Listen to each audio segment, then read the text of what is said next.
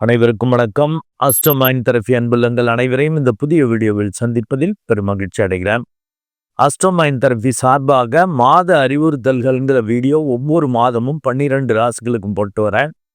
அந்த வகையில் ஜனவரி 20 முதல் பிப்ரவரி 20, 2026 மிதுன லக்னம் மற்றும் மிதுன ராசி அன்புள்ளங்களுக்கு என்ன மாதிரி பலன்கள் ஏற்பட போது, அவர்களுக்கான அறிவுறுத்தல்கள் என்ன அப்படிங்கிறத அந்த வீடியோவில் பார்க்க போகிறோம். மிதுன லக்னம் மற்றும் மிதுன ராசி அன்புள்ளங்களுக்கான அறிவுறுத்தல் என்பது எதிர்பாராததை எதிர்பார்க்கும் மாதம். இப்போ மீண்டும் உங்களுக்கு அந்த தலைப்பை அறிவுறுத்தலை கொடுக்குறேன். எதிர்பாராததை எதிர்பார்க்கும் மாதம். இப்போ இந்த தலைப்புலேருந்து அது என்ன சார் வித்தியாசமா தலைப்பு? எதிர்பாராததை அது நல்லதா கெட்டதா அப்படின்னு சந்தேகம் வரும். நல்ல தசாபுத்தி இருந்துச்சுன்னாங்க எதிர்பாராம நன்மைகளே நடக்கும். கெட்ட திசாபுத்தி நடந்துச்சுன்னா அங்க கெட்டது தான் நடக்கும். பெருசா யாரும் கெட்டது நடக்கணும்னு செய்ய மாட்டோம்ல. இது வழியா நல்லது நடக்கணும், இப்படி பெரிய ஆளாகணும், இப்படி லாபம் கிடைக்கணும், இப்படி நன்மை அடையணும்னு தான் செய்வோம். ஸோ அது மாதிரி எதிர்பார்த்து செய்கிறப்ப எதிர்பாராம நடக்கும். அப்போ ஆப்போசிட்டாக தானே நடக்கும். அதனால நல்ல மெடிடேட் பண்ணிக்கங்க. இந்த மாதம் கொஞ்சம் சுமாராக இருக்கு. ஏன் அதை மாதிரி சொல்றேன் அப்படின்னாங்க, உங்களுக்கு மிதுன லக்னம் மிதுன ராசிக்கு 8ஆம் இடம் வலுக்கு. 8ஆம் இடத்துல 5 கோள்கள் இருக்கு. யாரு? முயற்சிக்குரிய சூரியன் இருக்கிறார். தைரியம் இல்லாம போகும். ஏற்கனவே நீங்க புதன்னாலே நல்ல புத்திசாலித்தனம்ங்கிறது பாசிட்டிவ்னாலோ நெகட்டிவ் என்னன்னா பயம். ஏற்கனவே நீங்க பயந்தாங்குழி தான். அதுல இப்ப சூரியனும் தைரியத்துக்குரியவன், அவனும் போய் 8ல மறையிறது. அது சுமாரான அமைப்பு. உங்க லக்னாதிபதியை ராசி அதிபதியான அந்த புதனும் 8ல இருக்கார். அதனால கொஞ்சம் மெடிடேட் பண்ணிக்கங்க. ஏன்னா அவர் அஸ்தங்கதம் ஆகுறார். அஸ்தங்கதம் ஆகாம இருந்தா கூட இந்த நிபுணத்துவம் இருக்கும். யார்கிட்ட எப்படி வளைந்து ரூட்டை போட்டு தப்பிக்கணுங்கிறது உங்களுக்கு வாடிக்கையான செயல்தான். இப்போ பயத்தால புலம்புவீங்க, எதை செய்யறதுன்னு தெரியாது. அந்த மாதிரி ஒரு குழப்பங்கள் வரும். 2ஆம் இடத்ததிபதி 8ல இருக்கிறப்ப குடும்பங்கள் வழியா சிக்கல்கள், பிரச்சனைகள். குடும்பங்கள் அப்படின்னு நான் சொல்றேன்னா, இப்போ 1க்கு மேற்பட்ட குடும்பங்கள் இருக்கோ அப்படின்னு நினைக்காதீங்க. அக்கம் பக்கத்துல உள்ளவங்க எல்லோருக்கிட்டையும் பிரச்சனை. ஏன்னா 3 கூடையவனும் 8ல மறைகிறான். கூடவே 2ஆம் இடத்தையும் குடும்பத்துல உள்ளவங்க, அவங்களுக்கு தெரிஞ்சவங்க, ஃப்ரெண்ட்ஸு சர்க்கிள், ஆப்போசிட்ல 8th வீடு, பக்கத்து வீடு, எங்க பார்த்தாலும் சிக்கல்களை ஏற்படுத்துற மாதிரிலாம் வரும். அவங்க இவங்களா இப்படி பேசுனாங்க, இவங்களா இப்படி செஞ்சுட்டாங்க அப்படிங்கிற மாதிரி. அதனாலதான் எதிர்பாராததை எதிர்பார்க்கும் நேரம் இருக்கேன். அண்ட் உங்களுக்கு யோகத்தை கொடுக்கக்கூடிய, அதிர்ஷ்டத்தை கொடுக்கக்கூடிய, திருப்தியை கொடுக்கக்கூடிய, நிம்மதி சந்தோஷத்தை கொடுக்கக்கூடிய அந்த சுக்கிரனும் 8ல போய் மறைகிறார். அதனால ஒரு இனம் புரியாத ஒரு பயம், ஒரு தடுமாற்றம், நினைச்சதுக்கு மாறாக நடக்கிறது, இப்படிலாம் இருக்கிறதுக்காக நீங்க கவனமாக இருக்கணும். இதுல ஒரு கொஞ்சம் பிளஸ் என்னன்னா, 6ஆம் இடத்ததிபதி 8ல இருக்கிறப்ப இந்த விபரீத ராஜயோகம் ஏற்படும். ஏன்னா அவனே 11ஆம் இடத்ததிபதியா வரான். அதனால நான் எல்லா வீடியோஸ்லையும் சொல்லுவேன், எல்லாவற்றிற்கும் ஒரே தீர்வு தியானம், meditation. So astro mind therapy அன்புள்ளங்கள் ஜெப தியானம் பண்ணிக்கங்க. அப்பதான் எதிர்பாராம நடந்தா கூட நீங்க சமாளிக்கலாம். அது நன்மையாகவே மாறும். ஈவன் கெட்ட திசாபுத்தி நடந்தா கூட அது நன்மையாக மாறும். ஏன்னா 6ஆம் இடத்ததிபதி உச்சமாக இருக்கிறார். யாருக்கிட்டையும் பகை, விரோதம், என்னன்னு உடம்புல என்ன பிரச்சனைன்னு தெரியாம சிக்கல்கள், அதனால செலவுகள், இதெல்லாம் சந்திக்கிற மாதிரி ஆகும். நல்ல மெடிடேட் பண்ணிட்டீங்கன்னா ஒரு விழிப்புணர்வு வந்துடும். சின்னதா ஒரு ஒரு உடம்பு சரியில்லை, ஒரு வித்தியாசமா இருக்கு அப்படின்னாலே காட்டி சரி பண்ணிடுவீங்க. பெரிய அளவுக்கு இழப்புகள் வராது. இப்போ உடம்பு சரியில்லைன்னா சுவர் இருந்தால் தானே சித்திரம் வரைய முடியும்பாங்க. உடம்பு நல்லா இல்லைன்னா எப்படி லாபத்தை பார்க்கறது, எப்படி வேலையை செய்கிறது? முடியாது. அதனால கம்பல்சரியா மெடிடேட் பண்ணிக்கங்க. அண்ட் பெரிய அளவுக்கு பாதகங்களை கொடுக்கிற மாதிரி இந்த ஜென்ம குருவும் இருக்கிறார். உங்க லக்னம் ராசிக்கு அவர் பாதகாதிபதியா வரார். 7 10 கூடையவனா வர. மற்றவங்க சூழல் வழியா, தொழில் வேலை ரீதியா சில பாதகங்கள், பிரச்சனைகளையும் அவர் குரு கொடுக்கிறார். ஏன்னா கோச்சார ரீதியாக இந்த ஜென்ம குரு அவ்வளவு நன்மைகள் செய்ய மாட்டார். அதுல ஒரு பிளஸ் என்ன அப்படின்னா அவர் வக்ரம் பெற்று போயிருக்கார்.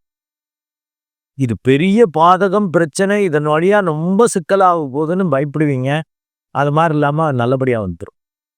இதெல்லாம் இல்ல, மத்தவங்க ரொம்ப நல்லா நம்மளுக்கு சப்போர்ட் பண்றாங்க, ரொம்ப நேர்மையானவங்க, ரொம்ப நல்லவங்க, நம்ம மேல அப்படி அன்பு வச்சிருக்காங்க, இந்த தொழில் பிரம்மாண்டமா வரும், நல்லா இருக்கு, அப்படிலாம் செய்யறதெல்லாம் மாறாக நடக்கும்.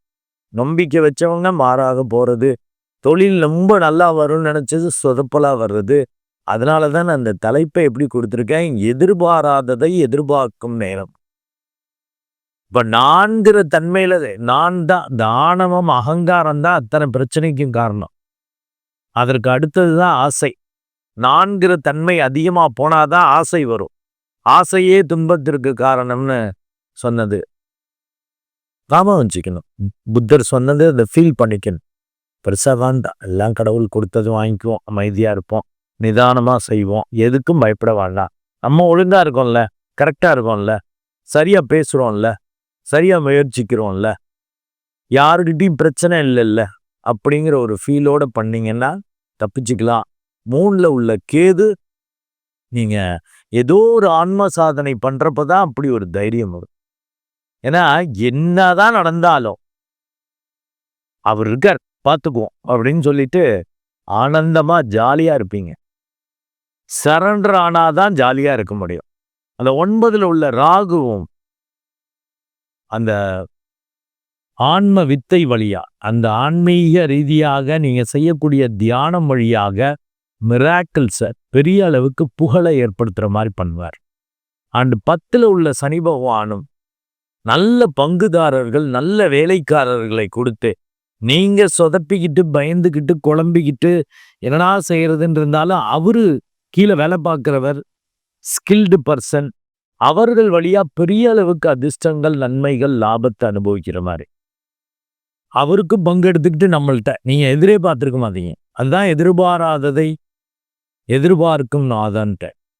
இந்த ஆளா இப்படி பண்றாரு, இப்படி ஒரு வேலைக்காரரா அவரு, அப்படி பக்கவா, நான் அவரை பத்தி சந்தேகப்பட்டனே, அப்படி நம்பிக்கையா செய்யறாரு, எனக்கு உடம்பு முடியல, அங்க போக முடியல, வேலை செய்ய முடியல, பிசினஸை பார்க்க முடியல, அவர் கரெக்டா செஞ்சு லாபத்தை கொடுக்குறாரு அப்படின்னு நீங்களும் சரியான பங்கு அவருக்கு கொடுத்துட்டீங்கன்னா சூப்பரா இருக்கும். அதெல்லாம் மெடிடேட் பண்ணீங்கன்னாக்க அந்த தன்மை வந்துடும்.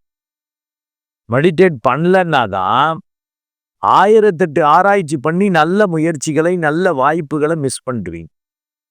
ஏன்னா பயம் இருக்கும்ல, பயத்தால அதை இழக்கிற மாதிரி வரும். சூரியன் கிட்டத்தட்ட 13/2/2026 வரைக்குமே 8ஆம் இடத்துல தான் மறைகிறார். அப்போ பெரியவங்க, மூத்தவங்க, தந்தை போன்று உள்ளவர்கள், அதிகாரிகள்கிட்ட முரண்பாடு வேண்டாம். அவங்க வீக்கா இருப்பாங்க, அவங்களால அவங்கள ஒன்றும் செய்ய முடியாதுன்னு நீங்க இஷ்டத்துக்கு செய்யறதும் வேண்டாம். அவங்கள்ட்ட அவங்கள ஒரு பங்குதாரராக மாத்திக்கணும், அவங்கள மதிச்சுன்னு. ஏன்னா உங்க லக்னாதிபதி அஸ்தங்கதம் ஆயிருக்கார். அண்டு உங்க புத்திக்குரியவன், அதிர்ஷ்டத்துக்குரியவன், அவரும் அஸ்தங்கதம் ஆயிருக்கார். இப்ப சூரியன் தான் வலிமை பெறு. அப்ப பெரியவங்களை இணைச்சிக்கணும். நீங்க பண்ணிட்டீங்கன்னாக்க ரொம்ப நல்லா இருக்கும். பெரிய அளவுக்கு பகை, விரோதம் வராமல், நோய் வராமல் கவனமாக செயல்படும். சின்னதா சிம்டம் வந்தாலே காட்டிக்கணும்ட்ட. என்ன செய்யறோம், ஏது செய்யறோம்னு தெரியாம உணர்ச்சி வசப்பட்டு செஞ்சீங்கன்னாலும் பிரச்சனை வரும். பெரிய அளவுக்கு கடனை வாங்கி பெரிய லாபம் கிடைக்கும். பெரிய அளவுக்கு நம்மளுக்கு லாபம் கிடைக்கும் போது அப்படியே இப்படி பேங்க்ல வாங்கி, இல்லை அப்படியே அதிக வட்டிக்கு வாங்கி, இப்படி வாங்கி உடனே அந்த ஆர்டரை வச்சு உடனே முடிச்சுக்கலாமே, அங்கதான் தடை பிரச்சனை உண்டு. ஏன்னா 8ஆம் இடத்துல எதிர்பாராதவை நடக்கும். அப்ப கடன் வாங்குறதுக்கு யோசிக்க, யாராவது பகைச்சாங்க பிரச்சனைனாலும் யோசிக்கணும். கடன், பகை, வியாதி, அதுல ரொம்ப கவனமா இருக்கும். அது உச்சத்துக்கு இழுத்துட்டு போடும். ஆளையே காலி பண்ற மாதிரி வியாதி ரொம்ப காம்ப்ளிகேட்டடா போயிடும். இல்லாட்டி உங்க நிலை தடுமாறுவது போல கடன்ல மாட்டிக்குவீங்க. இதெல்லாம் பயமுறுத்துறேன்னு நினைக்க வேண்டாம். ஏன்னா கெட்ட திசாபுத்தியா இருந்தா இது மாதிரி சிக்கல் வந்துடும். அப்ப நீங்க கவனமா இருப்பீங்கல்ல. நல்ல திசாபுத்தி நடந்துச்சுன்னா ஓரளவு தைரியம் இருக்கும். இப்படி சொல்றப்ப நீங்க நல்ல திசாபுத்தி நடந்தாலும் கால்குலேட்டிவா கடன் வாங்குவீங்க.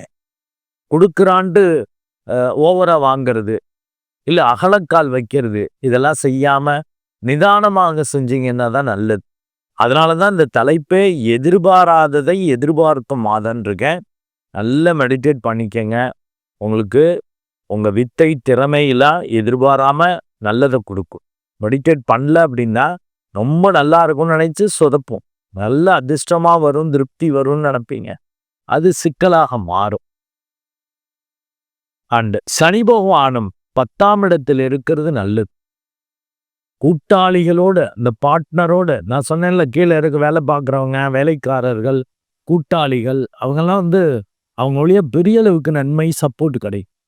நீங்க அப்படியே பயமுறுந்து எதிர்பாராம என்னென்னமோ நடந்துச்சு, இவர் சப்போர்ட் இருந்துச்சு, இந்த வேலைக்காரர் இல்லாட்டி இந்த பார்ட்னர் அந்த உங்களோட வீக்கா இருப்பார் பொருளாதார ரீதியா. அதாவது ஒர்க்கிங் பார்ட்னர் மாதிரி இருக்கிறவங்க, அவங்க வழியாலாம் அப்படி ஒரு நன்மை, அப்படி ஒரு திருப்தி கிடைக்கும். அவங்கள நம்புற, அவரை வச்சுட்டு என்ன வேணாலும் செய்யலாம்பான்னு அவங்கள புரிஞ்சிக்கிறது, இதெல்லாம் நடக்கும். பேச்சிலையும் கவனம் வச்சுக்கோங்க. குடும்பங்கள் வழியா பிரச்சனை எல்லாம் சொல்லியிருக்கேன் இல்லையா? அதனால் குடும்ப உறுப்பினர்கள் அத்தனை பேர்ட்டி, அவங்க ரிலேஷன்ஸ் மற்றவங்கள்ட்டையும் கவனமா இருந்துக்கங்க. இவங்க என்ன பண்ண போறாங்கன்னு நினைப்பீங்க. நம்ம பொதுவில் பெரியவங்க சொல்லுவாங்கல்ல, சிறு துரும்பும் பல்குத்த உதவும்னு. எல்லோருக்கிட்டையும் நல்லபடியா நடந்துக்கங்க. ஏன்னா புதன் புத்திசாலித்தனமான கோல் தான். வளைந்து கொடுக்கக்கூடிய தன்மையெல்லாம் இருக்கும். 8ஆம் இடத்துல இருக்கிறப்ப வெடுக்குண்டுருவீங்க, திடுக்குன்னு ஏதாவது செஞ்சிருவீங்க. அது ரிஸ்கை ஏற்படுத்தும். அப்ப எதிர்பாராதது நடந்துச்சுன்னாங்க என் நிலை தடுமாறி போற மாதிரி ஆகும். அதனால மெடிடேட் பண்ணிட்டீங்கன்னா ஒரு ஒரு சமநிலையில மனசு இருக்கும். ஒரு இனம் புரியாத சந்தோஷம் வரும். அந்த சிச்சுவேஷனுக்கு என்ன தேவையோ அதை சரியா செய்வீங்க.